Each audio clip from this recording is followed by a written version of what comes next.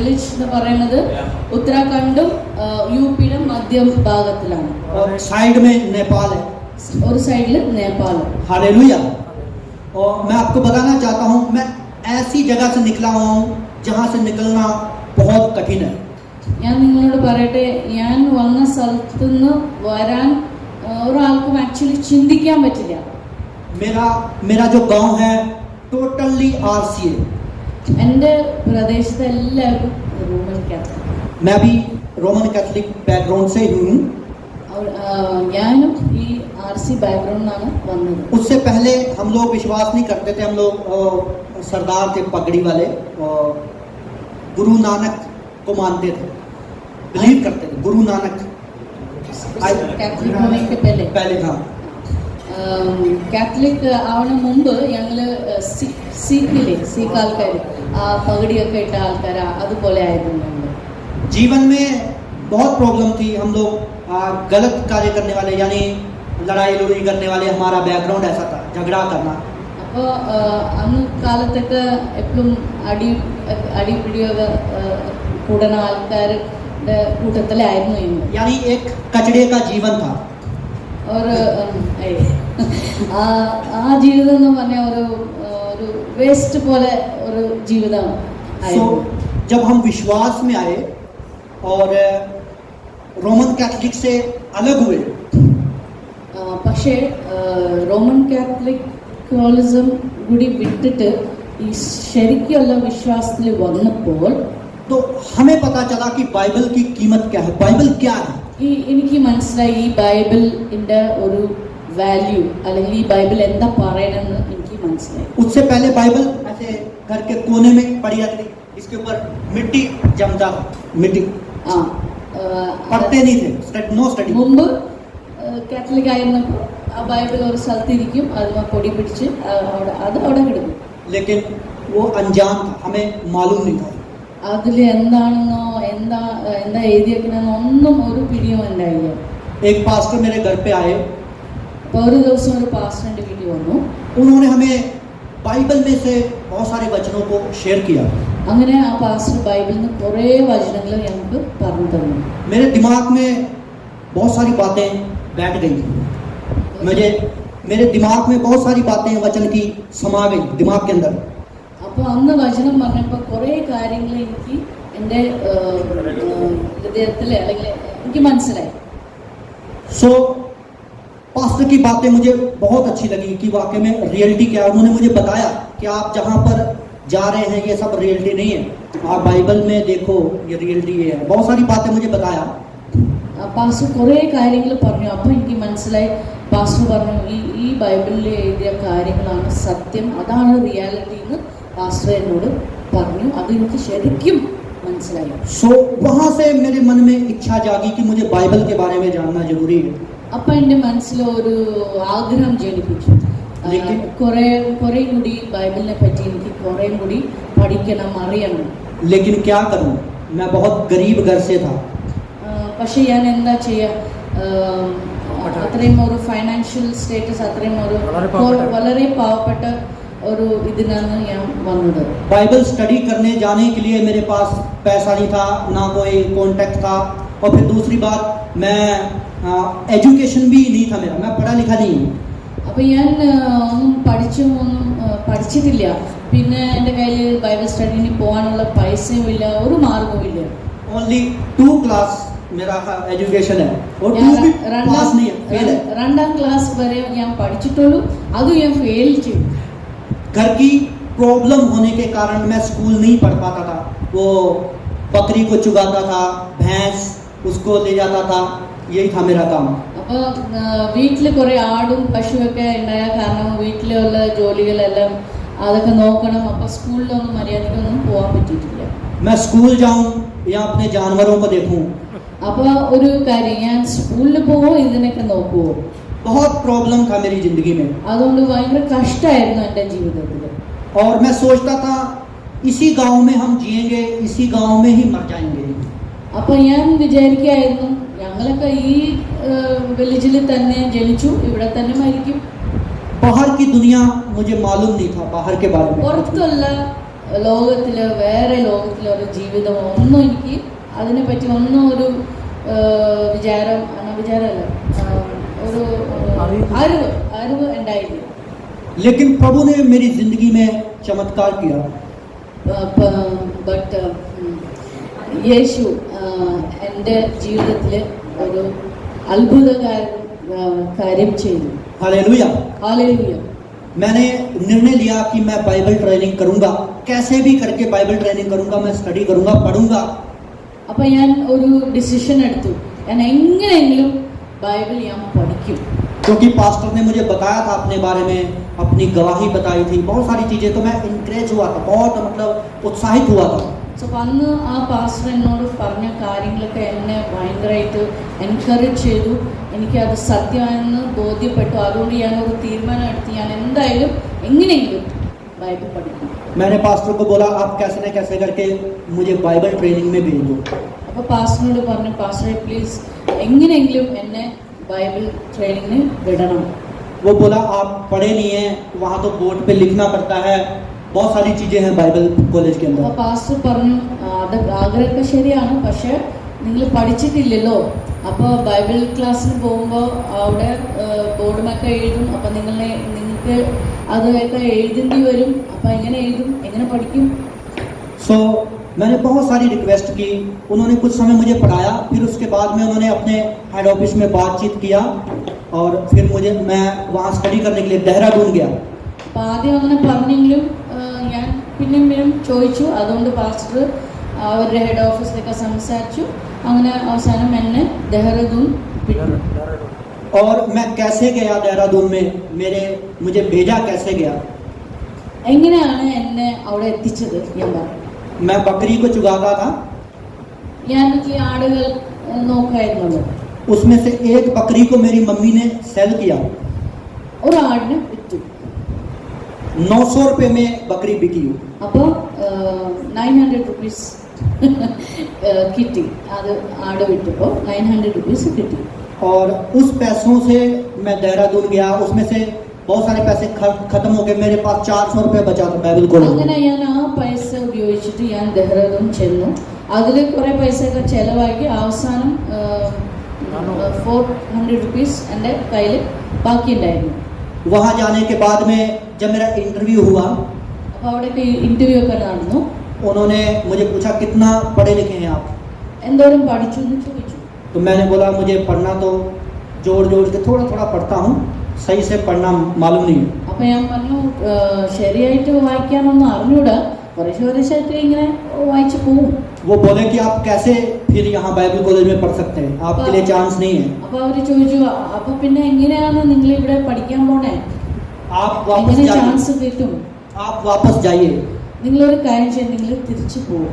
मुझे दुख हो गया बहुत, അപ്പോൾ എനിക്ക് ഭയങ്കര സങ്കടമായി, मैं बहुत टेंशन में आ गया ഭയങ്കര ടെൻഷനായി എനിക്ക്. कि मेरी मम्मी ने बकरी बेच के मुझे भेजा. അപ്പോൾ എൻ്റെ അമ്മയാണെങ്കിൽ ഒരു ആടിനെ വിറ്റു. അപ്പോൾ ഞാനിപ്പോൾ എന്ത് ചെയ്യും? और मैं अब वापस जाऊंगा, फिर से वही एरिया में रहूंगा, फिर से वही जिंदगी होगी. അയ്യോ, ഇനി വീണ്ടും അതേ സ്ഥലത്ത് ഞാൻ പോകും, അതേ ജീവിതം, എന്ത് ചെയ്യും? लेकिन मैंने उनको बोला मुझे एक चांस दीजिए. അങ്ങനെ ഞാൻ വിചാരിച്ചു. പക്ഷെ ഞാൻ അവരോട് പറഞ്ഞു, നിങ്ങൾ ദയവായി എനിക്ക് ഒരു ചാൻസ് തരണം. एक सर थे, उनका नाम था गौशाला राजू, हैदराबाद से थे. അപ്പോൾ ഒരു സാർ ഉണ്ടായിരുന്നു അവിടെ, ഗോശാല രാജു എന്ന് പറഞ്ഞ ഹൈദരാബാദിൽ നിന്ന് ഒരു സാർ ഉണ്ടായിരുന്നു. उन्होंने बोला ठीक है हम आपको एक चांस देते हैं. ആ സാർ പറഞ്ഞു, ശരി, ഒരു ചാൻസ് തരാമെന്ന് പറഞ്ഞു. एक महीने में यदि आपको कुछ पढ़ना लिखना आ गया तो हम बाइबल कॉलेज में आपको रखते അപ്പോൾ हैं. ആ സാറ് പറഞ്ഞു, ഒരു മാസത്തിൽ നിങ്ങൾക്ക് എന്തെങ്കിലും പഠിക്കാൻ പറ്റുകയാണെങ്കിൽ അപ്പോൾ നിങ്ങൾക്ക് കണ്ടിന്യൂ ചെയ്യാം എന്ന് പറഞ്ഞു. सो मुझे बड़ा खुशी हो गया कि एक महीने का मुझे टाइम मिल गया. അപ്പോൾ എനിക്ക് ഭയങ്കര സന്തോഷമായി. सो मैं आपको बताना चाहता हूँ बाइबल कॉलेज में रहने के बाद मेरा बहुत सारा इंसल्ट होता था, बहुत सारी प्रॉब्लम होती थी मुझे. അപ്പോൾ ബൈബിൾ കോളേജിൽ പഠിക്കുന്ന സമയത്ത് ഇങ്ങനെ പഠിക്കാൻ ബുദ്ധിമുട്ടുള്ള കാരണം കളിയാക്കലും കുറേ കഷ്ടങ്ങളൊക്കെ ഞാൻ സഹിച്ചു. सब लोग चेयर पे ऐसे टेबल पे बैठ के ऐसे लिखते थे और मैं ऐसे बैठा रहता था, मुझे कुछ भी मालूम അപ്പോൾ नहीं. എല്ലാവരും ഇങ്ങനെ ഇരുന്ന് നോട്ട്സ് ഒക്കെ എഴുതുമ്പോൾ എനിക്ക് എഴുതാൻ അറിഞ്ഞൂടാലോ. അപ്പൊ ഇങ്ങനെ ഞാൻ ഇങ്ങനെ നോക്കിയിരിക്കും. उस समय मुझे एक बात याद आती थी, काश मैं भी पढ़ा होता, स्टडी किया होता. അപ്പൊ എനിക്ക് തോന്നി, ഛെ, ഞാനും ഒന്നും പഠിച്ചെന്നെങ്കിലോ. मुझे बड़ा दुख लगा, ഭയങ്കര സങ്കടമായി എനിക്ക്. लेकिन मैंने हिम्मत नहीं हारी. പക്ഷെ ഞാൻ എൻ്റെ കോൺഫിഡൻസ് ഞാൻ വിട്ട് കൊടുത്തില്ല. ഞാൻ അത് പിടിച്ചു നിന്നു. मेरे जीवन में बहुत बड़ा अनुभव है बाइबल कॉलेज के अंदर. ബൈബിൾ കോളേജിൽ കിട്ടിയ അനുഭവങ്ങൾ അത് ഭയങ്കരം തന്നെയാണ്. 3 सप्ताह बीत गया. 3 ആഴ്ച കഴിഞ്ഞു. मैं स्टडी करता रहा, रात को भी पढ़ता था, जोड़ जोड़ के पढ़ता था. ഞാനിങ്ങനെ ഓർക്കെ വായിച്ച് പഠിക്കും. 1 हफ्ता मेरा वहां से आने को बचा. मतलब 1 महीने का टाइम दिया, 1 हफ्ता आने को बच गया. അപ്പോൾ ഒരു മാസത്തിന്റെ സമയം തന്നല്ലോ. 3 ആഴ്ച കടന്നുപോയി, ഇനി ഒരാഴ്ച ബാക്കിയുണ്ട്. मैं चैपल चर्च के कोने में गया सैटरडे वाले दिन. അപ്പോൾ ഒരു ശനിയാഴ്ച ഞാൻ ആ ചാപ്പലിന്റെ ഒരു കോർണറിൽ പോയി ഇരുന്നു. सैटरडे संडे छुट्टी होता था, बच्चे सब घूमने के लिए जाते थे, लेकिन मैं कहीं घूमने नहीं जाता था. അപ്പോൾ ബൈബിൾ കോളേജിൽ ശനിയാഴ്ചയും ഞായറാഴ്ച ഹോളിഡേ ആണ്. ബാക്കി പിള്ളേരെല്ലാവരും ഇങ്ങനെ കറങ്ങാനൊക്കെ പോകും. പക്ഷെ ഞാൻ അവിടെ ഒരു സ്ഥലത്ത് കുത്തിയിരുന്ന്. लेकिन मैं दोपहर के समय में ऐसे कोने में जाकर के टेंशन के साथ, निराशा के साथ बाइबल पकड़ के घुटनों पे आकर के मैं प्रार्थना करने लगा जोर जोर से. ഞാൻ ഉച്ച സമയത്ത് ഞാൻ ആ ചാപ്പലിന്റെ ഒരു സ്ഥലത്ത് മുട്ടുകുത്തി ആ ബൈബിളും പിടിച്ച് കൈയും പിടിച്ച് കരഞ്ഞ് ദൈവത്തോടെ പ്രാർത്ഥിക്കുകയായിരുന്നു. मैं आपको सच कहता हूँ, ഞാൻ സത്യം പറയാം. मैं जब प्रार्थना कर रहा था, പ്രാർത്ഥനയുടെ സമയത്ത് मुझे ऐसा लगा कि मैं जमीन से ऊपर उठ गया. എനിക്ക് തോന്നി എന്തോ ഒരു ഞാൻ നിലത്തുനിന്ന് ഇങ്ങനെ മുകളിൽ പൊങ്ങി വരുന്നത്. जमीन से ऊपर ऐसा लगा कि मैं ऊपर उठ गया, मतलब ऊपर उठ के प्रेयर कर रहा हूँ ऐसा. ഞാൻ ഓൾറെഡി പൊങ്ങി ഒരു സ്ഥലത്ത് എയറിൽ ഇങ്ങനെ പ്രാർത്ഥിക്കുകയായിരുന്നു. मेरा ये बाल ऐसा रुआ रुआ हो गया और पसीना ही पसीना पूरी बॉडी से. और यहाँ रोमंगलൊക്കെ ഇങ്ങനെ സ്ട്രെയിറ്റ് ആയിട്ട് നിന്ന് ഞാൻ ഒരു സൈഡിൽ സ്വെറ്റും ചെയ്യുന്നു. വേർക്കായിരുന്നു. और मुझे ऐसा लग रहा था कि कोई मुझे छू रहा है, ऐसा लग रहा था मुझे. എനിക്ക് തോന്നി ആരും എന്നെ സ്പർശിക്കുന്നു. और मैं जोर जोर से प्रार्थना कर रहा था, मुझे मालूम नहीं था. ഞാൻ ഓർക്കെ പ്രാർത്ഥിച്ചു. रो रहा था, रो रो के प्रार्थना कर रहा था. ये कुछ भी मुझे मालूम नहीं था. मुझे किसी और ने बताया कि आप ऐसा कर रहे थे. मैं ഓർക്കെ ഇങ്ങനെ പ്രാർത്ഥിച്ചും നിലവിളിച്ചും ഒക്കെ ഇരുന്നു. എനിക്ക് ശരിക്കും അറിയാൻ പാടില്ല ഞാൻ എന്താ ചെയ്യുന്നതെന്ന്. വേറെ ആരും കണ്ടിട്ടാണ് എന്നോട് പറഞ്ഞത്. प्रार्थना करने के बाद में जब मैं शांत हुआ तो मैंने देखा, अरे मेरे पसीना ही पसीना है मेरे बॉडी में. इतना मैं नहा गया जैसे पानी में नहाते हैं. അപ്പൊ പ്രാർത്ഥിച്ചു കഴിഞ്ഞപ്പോൾ ഞാൻ നോക്കിയപ്പോൾ എൻ്റെ ശരീരം മുഴുവൻ വേർത്ത് കുളിച്ചു ഞാൻ. और फिर मुझे ऐसा लगा कि शायद मुझे प्रभु ने मुझसे बात किया है, ऐसा मुझे महसूस അപ്പൊ എനിക്ക് लगा. തോന്നി കർത്താവ് എന്നോട് എന്തോ വർത്താനം പറഞ്ഞ പോലെ. मैंने तुरंत बाइबल को खोला उसी समय. അപ്പോൾ ഞാൻ അപ്പൊ തന്നെ ബൈബിൾ തുറന്നു. मैंने जब ऐसे करके बाइबल को खोला तो ജസ്റ്റ് ഇങ്ങനെ തുറന്നപ്പോ भजन संहिता 121 अध्याय, സങ്കീർത്തനം भजन संहिता 121 1-1 121 ये चैप्टर निकला, ये अध्याय निकला जब खोलने के बाद में. ഞാൻ തുറന്നപ്പോ ഇതാണ് കിട്ടിയത്, സാം 121. और मैं इसको शुद्ध शब्द में पढ़ रहा हूँ, स्टडी कर रहा हूँ. അപ്പൊ ഞാനത് വായിച്ചു. मैं आपको सच कहता हूँ, मुझे अपने ऊपर भी बिलीव नहीं हुआ, विश्वास नहीं हुआ कि मैं ये अध्याय पढ़ रहा हूँ. എനിക്ക് ഒരു വിശ്വാസക്കുറവ്, ഞാൻ തന്നെയാണ് ഇത് വായിക്കണേന്ന്. ഞാൻ നല്ല ക്ലാരിറ്റിയിൽ എല്ലാം വായിക്കാൻ പറ്റി. एकदम शुद्ध शब्दों में पढ़ रहा, मुझे समझ नहीं आ रहा कि ये मैं ऐसा कैसे हो गया. നല്ല ക്ലിയർ സ്പഷ്ടമായിട്ട് എനിക്കത് ക്ലിയർ ആയിട്ട് ഓരോ വാക്യം വായിക്കാൻ പറ്റി. और मैं बाइबल लेके दौड़ा ऑफिस में गया. എനിക്ക് തന്നെ അതിശയമായി, എനിക്ക് ഭയങ്കര സന്തോഷമായി. ഞാൻ ആ ബൈബിൾ എടുത്തിട്ട് ഓഫീസിൽ ഓടിച്ചെന്നു. और उससे पहले मुझे शक हुआ ഒരു സംശയം എനിക്ക് തോന്നി. कि शायद ये अध्याय मुझे रिपीट ना किया हो, मैंने याद ना किया हो, ऐसा ഇത് ഞാനും വായിച്ച് മെമ്മറൈസ് ചെയ്തിട്ട് മനപ്പാടം ആക്കിയിട്ടാണോ ഞാൻ പറയണെന്ന് ഒരു സംശയം എനിക്ക് തോന്നിയിരുന്നു. लेकिन मैंने दूसरे अध्याय ऐसे करके और पढ़ के देखा तो मैं पढ़ रहा हूँ. അപ്പൊ ഞാൻ എന്ത് ചെയ്തു, ഞാൻ വേറെ ഒരു പേജ് ഒക്കെ ടേൺ ചെയ്ത് നോക്കുമ്പോ അതും എനിക്ക് വായിക്കാൻ പറ്റുന്നുണ്ട്. Hallelujah hallelujah. सो फिर मुझे यकीन हुआ कि हाँ सच में मैं पढ़ सकता हूँ. അപ്പൊ എനിക്ക് ഒരു ബോധ്യമായി, എനിക്ക് ഇപ്പൊ ക്ലിയർ ആയിട്ട് സ്പഷ്ടമായിട്ട് വായിക്കാൻ പറ്റുന്നുണ്ട്. और मैं वहाँ सर के पास गया और उनको मैंने पढ़ के दिखाया. वो बोला दिखाओ पढ़ के कि आप पढ़ लेते. तो मैं शुद्ध शब्द में उनको पढ़ के दिखाया. അപ്പൊ ഞാൻ ആ സാറിന്റെ അടുത്ത് പോയി. ആ സാറ് പറഞ്ഞു, നിങ്ങൾ വായിച്ച് കാണിച്ചതാ. അപ്പൊ ഞാൻ ആ പുസ്തകം ബൈബിൾ തുറന്ന് എനിക്ക് വായിക്കാൻ പറ്റി, ഞാൻ വായിച്ച് കേൾപ്പിച്ചു. हालेलुया. हालेलूया. हालेलुया. हालेलूया. क्या आप विश्वास करते हैं कि परमेश्वर जिंदा है? ആമേൻ. നിങ്ങൾക്ക് വിശ്വാസമുണ്ടോ യേശു ഇന്നും ജീവിക്കുന്ന ഒരു ദൈവമാണെന്ന്? परमेश्वर बहुत जिंदा है, बहुत महान है, वो बहुत बड़ा परमेश्वर है. वो जिंदा है, वो जीवित है, वो हमारी प्रार्थना को सुनता है. നമ്മളുടെ ദൈവം ജീവിക്കുന്ന ദൈവമാണ്. हालेलुया. हालेलुया. उस समय मुझे बाइबल कॉलेज में उन्होंने बहुत अच्छे से रखा, मेरा रिस्पेक्ट किया. जो मुझे पूछते भी नहीं थे उन्होंने भी मेरी वैल्यू, मुझे वैल्यू दी. അപ്പൊ അന്ന് തൊട്ട് എന്നെ കളിയാക്കലൊക്കെ ആരൊക്കെ കളിയാക്കി അവരൊക്കെ അത് നിർത്തി എന്നെ എല്ലാവരും മാന്യമായിട്ട് റെസ്പെക്ട് ഒക്കെ തന്നു. ഞാൻ അവിടെ നിന്നു. हालेलुया. हालेलूया. धीरे धीरे मैंने फिर लिखना और लिखना भी सब कुछ बाइबल कॉलेज में ही सीख लिया. കുറേശ്ശെ ഞാൻ ബൈബിൾ കോളേജിൽ തന്നെ എഴുതാനും പഠിച്ചു. അങ്ങനെ എഴുതാനും വായിക്കാനും ഒക്കെ പഠിച്ചു. आज मैं बाइबल को इतने शुद्ध शब्दों में पढ़ सकता हूँ कि हमारे इधर 12वीं पास वाले भी बच्चे बीच में अटकते हैं, लेकिन मैं पढ़ लेता हूँ अच्छी, उनसे भी साफ पढ़ता हूँ. ഞാൻ പറയട്ടെ, ഇന്ന് 12ാം ക്ലാസ് പിള്ളേർ പോലും വായിക്കുമ്പോൾ ചിലപ്പോൾ ഇങ്ങനെ സ്പഷ്ടമായിട്ട് വായിക്കാൻ പറ്റാത്ത സ്ഥലത്ത് എന്നെ ദൈവം നല്ല സ്പഷ്ടമായിട്ട് വായിക്കാൻ ദൈവം സഹായിക്കുന്നു. हालेलुया. हालेलूया. हालेलुया. हालेलूया. क्या परमेश्वर के लिए कोई काम कठिन है?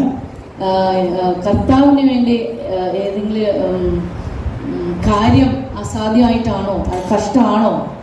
उसके लिए कुछ भी काम कठिन नहीं है.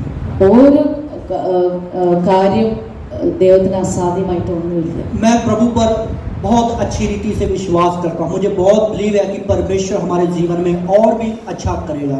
എനിക്ക് വിശ്വാസം ഉണ്ട്, കർത്താവ് ഞങ്ങളുടെ കൂടെ ഉണ്ടെന്നും കർത്താവ് ഇനിയും കുറെ അത്ഭുതങ്ങളും നല്ല കാര്യങ്ങളും കർത്താവ് ചെയ്യുന്ന എനിക്ക് പൂർണ്ണ ബോധ്യവും വിശ്വാസം ഉണ്ട്.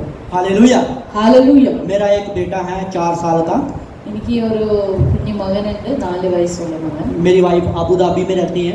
എൻ്റെ വൈഫ് അബുദാബിയിൽ ജോലി ചെയ്യുന്നു. हमारा आगे का प्लानिंग है कि हम आगे और अच्छी रीति से सेवा करेंगे. ഞങ്ങളുടെ പ്ലാൻ എന്ന് പറയുന്നത് കർത്താവിനെ സേവിക്കാമെന്നാണ് ഞങ്ങളുടെ പ്ലാൻ. अभी मेरी वाइफ जुलाई में इधर कोची आएगा, कोची उतरेगी एयरपोर्ट. കൊച്ചിനിൽ ജൂലൈയിൽ എൻ്റെ വൈഫ് അബുദാബിയിൽ നിന്ന് വരും. और यहाँ से हम रिटर्न वापस अपने बेटे के पास जाएंगे. എന്നിട്ട് ഞങ്ങൾ രണ്ടുപേരും കൂടി മകൻ്റെ അടുത്ത് പോകും. മകൻ നാട്ടിലാണ്. आप लोग मुझे, मेरे परिवार को प्रार्थना में हमेशा याद रखिएगा. അപ്പം എന്നെയും എൻ്റെ കുടുംബത്തിനും നിങ്ങളെല്ലാവരും പ്രാർത്ഥനയിൽ ഓർക്കണം. एक बात और बताना चाहता हूँ, मैं केरल में 2 महीने रहा. ഒരു കാര്യം കൂടി, ഞാൻ ഈ നാട്ടിൽ വന്നിട്ട് 2 മാസമായിട്ടുണ്ട്. मैं आपको सच बताना चाहता हूँ कि मैं काफ़ी जगहों में गया लेकिन मुझे अच्छी संगति नहीं मिल पाई. ഒരു സത്യം ഞാൻ പറയാം, ഞാൻ പല സ്ഥലം ഞാൻ അന്വേഷിച്ചു നോക്കി, പക്ഷേ ശരിക്കും ഒരു സഭ എനിക്ക് കണ്ടെത്താൻ സാധിച്ചില്ല. बहुत बड़ी बड़ी बिल्डिंगें देखी हैं यहाँ मैंने केरल में. हमारे उधर बिल्डिंगें ज़्यादा नहीं मिलेंगी, कहीं कहीं चर्च मिलेगा, नहीं तो ज़्यादा नहीं है. വലിയ വലിയ കെട്ടിടങ്ങൾ ഞാൻ കണ്ടു. ചിലപ്പോൾ കാത്തലിക് ചർച്ച് ആയിരിക്കും ഉദ്ദേശിക്കുന്നത്. इधर चर्च ही चर्च है, फिर भी मैं टेंशन में था कि मेरे पास कोई चर्च नहीं है मैं जहाँ आराधना कर सकूँ. അങ്ങനെ വലിയ വലിയ ബിൽഡിങ്സ് ഉള്ള ചേർച്ചസ് ഞാൻ കണ്ടു. പക്ഷേ എനിക്ക് ശരിക്കും ആരാധിക്കാൻ പറ്റിയ ഒരു സ്ഥലം എനിക്ക് കിട്ടിയിട്ടുണ്ടായിരുന്നു. अभी जब यहाँ पर आराधना हो रही थी ഞാൻ ഇവിടെ വന്ന് ഇവിടെ ആരാധിക്കുന്ന സമയത്ത് मैं अपने दिल में बहुत खुश था ഞാൻ വളരെ സന്തോഷമാണ്. कि सच में जो मैं चाहता था प्रभु ने वैसी ही आराधना करने के लिए मुझे जगह दे दी. എൻ്റെ ആഗ്രഹം അനുസരിച്ച് എൻ്റെ ഇച്ഛ അനുസരിച്ച് എനിക്ക് ആരാധിക്കാൻ എനിക്ക് പറ്റി. सो मेरे प्रियो, बाइबल बताती है कि जो लोग परमेश्वर की आराधना सच्चे दिल से करते हैं, जो परमेश्वर को सच्चे हृदय से ढूंढता है, परमेश्वर उसको मिलता है. ബൈബിൾ ഇങ്ങനെ പറയുന്നു, ആരായാലും സത്യ ഹൃദയത്തിൽ ദൈവത്തെ അന്വേഷിക്കുന്ന ആൾക്കാർക്ക് ദൈവം തീർച്ചയായിട്ടും അത് എല്ലാം കണ്ടെത്തി കൊടുക്കും. सो परमेश्वर का धन्यवाद हो. अब मैं रेगुलर इधर आता रहूंगा प्रेयर में. അപ്പോൾ കർത്താവിന് നന്ദി. ഞാൻ ഇനിയും ഇവിടെ തന്നെ ആരാധിക്കാൻ ഞാൻ സ്ഥിരമായിട്ട് വരാൻ ആഗ്രഹിക്കുന്നു. सो आने वाले समय में जब मुझे कुछ कुछ मौका मिलेगा, मैं आप लोगों के बीच में शेयर करता रहूंगा. അപ്പോൾ എനിക്ക് അവസരം കിട്ടുന്ന അനുസരിച്ച് ഞാൻ നിങ്ങളോട് എൻ്റെ ജീവിതത്തിലെ കാര്യങ്ങൾ പങ്കുവയ്ക്കാം. सो मैं सर का धन्यवाद देता हूँ, आंटी का धन्यवाद देता हूँ और आप सबका धन्यवाद देता हूँ कि